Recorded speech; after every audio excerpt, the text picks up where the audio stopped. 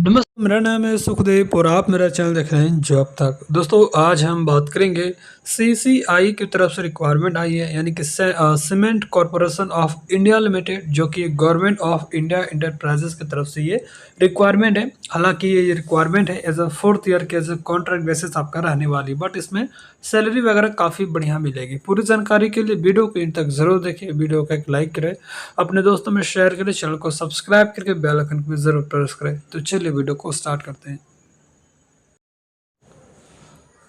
तो जैसे कि दोस्तों आप यहाँ पर देख सकते हो, ये वैकेंसीज आपका आया है Cement Corporation of India limited, जिसको शॉर्ट में सीसीआई के नाम से जाना जाता है, जो कि भारत का government of India enterprises company है, और जिसका एडवर्टाइजमेंट नंबर यहाँ पर एज देख सकते हैं। ठीक है, Cement Corporation of India Limited यानी कि CCI is an central government public sector undertaking engaged in manufacturing and marketing of cement. तो Cement Corporation of India Limited दोस्तों भारत का एक सेंट्रल गवर्नमेंट का पब्लिक सेक्टर कंपनी है, जो कि सीमेंट को मैन्युफैक्चरिंग और मार्केटिंग वगैरह यहाँ पर करती है।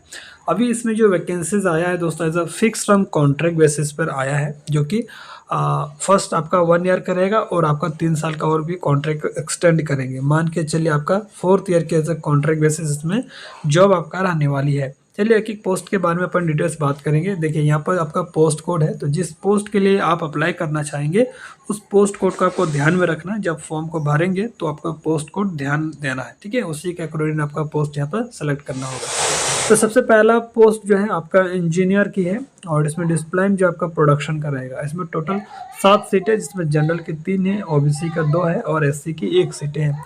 अपर एज लिमिट की बात करें तो यहाँ पर 35 साल तक एज लिमिट रखा है, और एक्सपीरियंस इसमें 2 साल का रखा गया है। ठीक है, उसके बाद नेक्स्ट वैकेंसी से ये भी आपका इंजीनियर का रहेगा, और इसमें मैकेनिकल की है। ठीक है, जिसमें 2 वैकेंसीज है, एक जनरल का एक ईडब्ल्यूएस का। एज लिमिट इसमें सेम ही है, 35 साल तक रखा है एज ए जनरल कैंडिडेट के लिए। बाकी एज का रिलैक्सेशन आपको कैटेगरी वाइज देखने को मिलेगा। इसमें भी 2 साल का आपसे एक्सपीरियंस मांगा है। ठीक है, नेक्स्ट जो वैकेंसीज है वो आपका इंजीनियर सिविल का है, इसमें 1 वैकेंसीज है, और माइनिंग के लिए यहाँ पर 4 वैकेंसीज है। बाकी सबका एज लिमिट सेम है, और एक्सपीरियंस इसमें लगभग 2 साल का आपसे मांगा है। ठीक है, उसके बाद इंस्ट्रूमेशन के लिए यहाँ पर 4 पोस्ट है, और इलेक्ट्रिकल इंजीनियर की 2 वैकेंसीज है, मटेरियल मैनेजमेंट की 2 है, मार्केटिंग के लिए यहाँ पर 1 वैकेंसीज है, और फाइनेंस एंड अकाउंट्स की 2 वैकेंसीज है। आपका ह्यूमन रिसोर्स यानी कि एचआर डिपार्टमेंट की भी वैकेंसीज है, जो कि 2 है। और यहाँ देखिए आपका डिजिग्नेशन यहाँ पर चेंज हो रहा है। देखिए आप अगर ऑफिसर हैं तो आपका मटेरियल ऑफिसर की है कोड नंबर 7 में, जिसमें मटेरियल मैनेजमेंट का है, और इसमें भी कोड नंबर पोस्ट कोड 8 में भी ऑफिसर का पोस्ट है, जो कि मार्केटिंग के लिए है। पोस्ट कोड 9 की अगर मैं बात करूँ तो एनालिस्ट की पोस्ट है, इसमें फाइनेंस एंड अकाउंट्स की 2 वैकेंसीज हैं, और ऑफिसर की फिर से रिक्वायरमेंट है, जो कि एचआर डिपार्टमेंट में रहेगा, 2 वैकेंसीज हैं। उसके बाद ऑफिसर कंपनी सेक्रेटरी की 1 वैकेंसीज है जनरल में, और उसके बाद दोस्तों ऑफिसर राजभाषा अधिकारी की 1 वैकेंसीज है, जिसमें ओबीसी के लिए है। ठीक है, और यहाँ पर देखिए एसेंशियल क्वालिफिकेशन वगैरह आपका जो भी कैंडिडेट अप्लाई करेंगे, तो जो भी क्वालिफिकेशन और एक्सपीरियंस वो आपका 12 जुलाई 2025 तक कंप्लीट हो जाना चाहिए। आपका cut off date for age और एक्सपीरियंस सारी चीज़ें आपका 12/7/2025 के अकॉर्डिंग कंप्लीट हो जाना चाहिए। ठीक है, और इसका फॉर्म भरने का जो लास्ट डेट है वो आपका 12/7/2025। हालांकि फॉर्म जो है वो आपको ऑफलाइन के माध्यम से भरे जाएंगे, कैसे आपको भरना है ये भी आपको इस वीडियो में बताने वाला हूँ। ठीक है, तो 12 जुलाई से पहले आप इसको जो है जो है ऑल्टरनेट पोस्ट के माध्यम से आपको भेज देना है। ठीक है, अब यहाँ पर देखिए एसेंशियल क्वालिफिकेशन और एक्सपीरियंस दिया है। जैसे आप अगर एग्जीक्यूटिव कैडर के लिए अप्लाई करेंगे, जिसमें प्रोडक्शन के लिए, जिसका पोस्ट कोड 1 है, उसके लिए आपका फुल टाइम इंजीनियरिंग डिग्री आपका केमिकल और सीमेंट टेक्नोलॉजी से होना चाहिए, और एक्सपीरियंस आपका operation and maintenance of any cement manufacturing process industry या प्रोडक्शन या शट डाउन प्लानिंग से रिलेटेड होना चाहिए।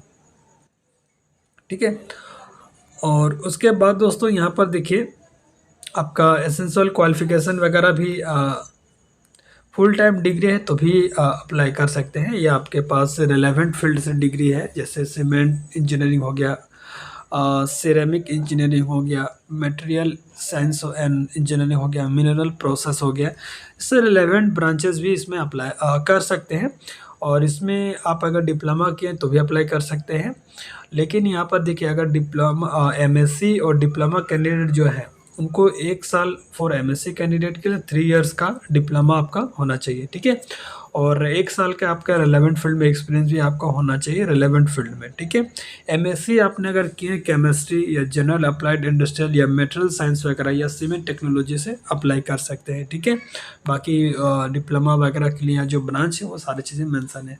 अब यहाँ पर मैकेनिकल का अगर मैं बात करूँ तो इसके लिए फुल टाइम डिग्री होना चाहिए मैकेनिकल से, या इंडस्ट्रियल एंड प्रोडक्शन वगैरह है, या मेट्रोनिक्स है, ऑटोमोबाइल इंजीनियरिंग, मैन्युफैक्चरिंग इंजीनियरिंग, या पावर प्लांट इंजीनियरिंग, या माइनिंग मशीनरी इंजीनियरिंग, या मटेरियल एंड मेटलर्जिकल, ये सारे ब्रांचेस इसमें एलिजिबल होंगे। इसके अलावा भी रोबोटिक्स एंड ऑटोमेशन है, इंडस्ट्रियल इंजीनियरिंग है, थर्मल इंजीनियरिंग है, पावर इंजीनियरिंग है। यानी कि मैकेनिकल से रिलेटेड बहुत सारी यहाँ पर जो ब्रांच है उसमें आपका बीटेक वगैरह होना चाहिए। डिप्लोमा है तो भी अप्लाई कर सकते हो दोस्तों, ठीक है। उसके बाद जो है सिविल के लिए यहाँ पर पोस्ट है, और इसके लिए भी आपका बैचलर डिग्री सिविल वगैरह से होना चाहिए, और आपने डिप्लोमा सिविल से किए तो भी अप्लाई कर सकते हैं, बट रिलेवेंट फील्ड में आपके पास एक्सपीरियंस होना चाहिए। डिप्लोमा कैंडिडेट के लिए यहाँ पर 3 साल का पोस्ट क्वालिफिकेशन एक्सपीरियंस आपसे मांगा गया है, ठीक है। उसके बाद माइनिंग की यहाँ पर वैकेंसीज है, तो आपका माइनिंग से रिलेवेंट जितने भी ब्रांच रिलेटेड होते हैं वो सारे इसमें अप्लाई कर सकते हैं दोस्तों, ठीक है।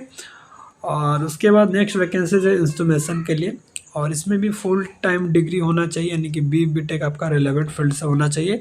यहाँ पर बहुत सारे ब्रांच दिया गया, वो सारे ब्रांच एलिजिबल होंगे, ठीक है। और डिप्लोमा वाले भी अप्लाई कर सकते हैं, बट इसमें 3 साल का एक्सपीरियंस मांगा है डिप्लोमा कैंडिडेट्स के लिए, ठीक है। उसके बाद दोस्तों इलेक्ट्रिकल की वैकेंसीज हैं, तो आपका रिलेवेंट फील्ड में आपका इलेक्ट्रिकल से जितने भी इक्विवेलेंट ब्रांचेस हैं वो सारे अप्लाई कर सकते हैं। डिप्लोमा वाले भी अप्लाई कर सकते हैं, बट 3 साल का एक्सपीरियंस होना चाहिए डिप्लोमा के लिए, ठीक है। उसके बाद मटेरियल की भी वैकेंसीज है, इसमें मैकेनिकल, इलेक्ट्रिकल, इंडस्ट्रियल, प्रोडक्शन और मैन्युफैक्चरिंग ये सारे अप्लाई कर सकते हैं, ठीक है। डिप्लोमा वाले भी अप्लाई कर सकते हैं, रिलेवेंट फील्ड आपका होना चाहिए। उसके बाद दोस्तों मार्केटिंग के लिए जो क्वालिफिकेशन है फुल टाइम डिग्री है, एनी स्ट्रीम किसी भी ब्रांच से आपने बीटेक डिग्री कोई है अप्लाई कर सकते हैं, या आपने एमबीए या पीजीडीएम कर रखे तो भी अप्लाई कर सकते हैं, ठीक है। उसके बाद दोस्तों यहाँ पर जो वैकेंसीज है फाइनेंस एंड अकाउंट्स के लिए, इसके लिए आपका सीए इंटर या ICWA इंटर या फुल टाइम 2 इयर्स का एमबीए फाइनेंस से किए अप्लाई कर सकते हैं, ठीक है। एचआर के लिए यहाँ पर दोस्तों फुल टाइम 2 इयर्स के एमबीए या पीजी डिग्री या डिप्लोमा MSW या एचआर पर्सनल मैनेजमेंट या लेबर वेलफेयर IR वगैरह सब कोई डिग्री है अप्लाई कर सकते हैं, ठीक है। कंपनी सेक्रेटरी के लिए यहाँ पर दोस्तों membership of institute of company secretaries of India ICSI से रिलेटेड कोर्स होना चाहिए, ठीक है।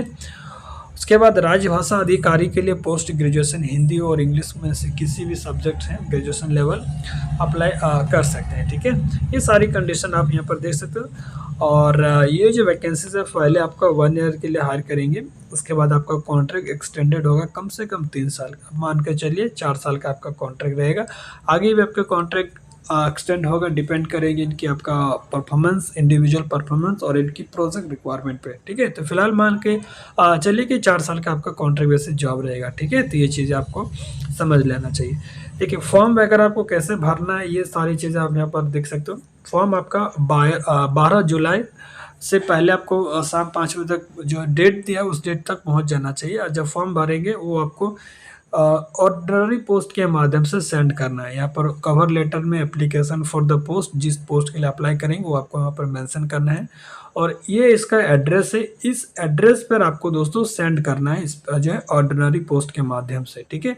ये एड्रेस नोट कर लीजिएगा, इसी एड्रेस पर आपको अपना जो फॉर्म है वो आपको भेजना है। देखिए सबसे पहले इसका एप्लीकेशन फॉर्मेट आपको कहाँ पे मिलेगा, आप इसकी ऑफिशियल वेबसाइट से जाएंगे, आपको एक फॉर्म मिलेगा एप्लीकेशन फॉर्म का, वो आपको डाउनलोड करना है, ठीक है। डाउनलोड करके आपको सारा डिटेल फिल करके आपको भेज देना है, ठीक है। जो भी देखिए सिलेक्शन प्रोसेस की बात करें तो जितने भी कैंडिडेट फॉर्म भेजेंगे उनको शॉर्टलिस्ट किया जाएगा आपके एक्सपीरियंस और क्वालिफिकेशन के अकॉर्डिंग और परसेंटेज के अकॉर्डिंग, ठीक है। और जो कैंडिडेट शॉर्टलिस्ट होंगे उनको इंटरव्यू के लिए बुलाया जाएगा, ठीक है। तो ये सारी चीज़ें यहाँ पर देख सकते हैं, ठीक है। यहाँ पर देखिए लिखा हुआ है हाउ टू अप्लाई, तो सबसे पहले इनकी ऑफिशियल जो वेबसाइट यहाँ पर दिख रहा है वो वेबसाइट विजिट करना है और आपको इनके एक पीडीएफ फॉर्मेट दिया है वो आपको डाउनलोड करना है, वही आपका एप्लीकेशन फॉर्मेट है, वो डाउनलोड करके सारा चीज़ें फिल करके आपको सेंड कर देना है। ठीक है, ये सारे डॉक्यूमेंट्स भी दिया गया, सारे डॉक्यूमेंट्स आपको अटैच भी करने हैं। एप्लीकेशन का चार्ज भी रखा गया दोस्तों। Candidate belong to general OBC EWS category are required to pay on non refundable या रजिस्ट्रेशन एप्लीकेशन ऑफ 100 रुपी। ठीक है, और ये आपको 100 रुपये आपको डीडी बनाना पड़ेगा, यानी कि डिमांड ड्राफ्ट बनाना पड़ेगा, जो कि किसके फेवर पे होगा, cement Corporation of India limited payable eight new Delhi. ठीक है, तो ये इसके नाम पे आपको डीडी बनाना है और आपको जो इसका एप्लीकेशन फॉर्म के साथ आपको भेजना भी है। ठीक है, तो ये चीज़ आपको ध्यान देना है। तो सारा चीज़ें मैंने बता दिया दोस्तों। सैलरी वगैरह यहाँ पर देखिए 40,000 तक मिलेगा। ठीक है, प्लस आपका एकोमोडेशन या एचआरए मिलेगा। ठीक है, और मेडिकल वगैरह भी आपको मिलेगा। आप अगर रूम वगैरह नहीं मिलता है, क्वार्टर अगर खाली नहीं रहता है, तो आपको 10,000 रुपये मिलेगा एकोमोडेशन के लिए भी। ठीक है, तो ये सारी चीज़ें यहाँ पर देख सकते हो दोस्तों। बाकी यहाँ पर मेडिकल है, लीव है। ठीक है, और 1 साल में आपको 20 लीव भी मिलेगा, पीएफ ईएसआई टीएडी वगैरह आपको मिलेगा। ये सारी चीज़ें आपको सुविधा मिलेगा, तो काफ़ी बढ़िया है। ठीक है, और इसका फॉर्म डाउनलोड करने का लिंक मैं आपको वीडियो के डिस्क्रिप्शन में दे दूंगा, आप उसको वहाँ से डाउनलोड कर सकते हैं। ठीक है, चलते हैं, मिलते हैं नेक्स्ट वीडियो में, तब तक टेक केयर, जय हिंद, वंदे मातरम।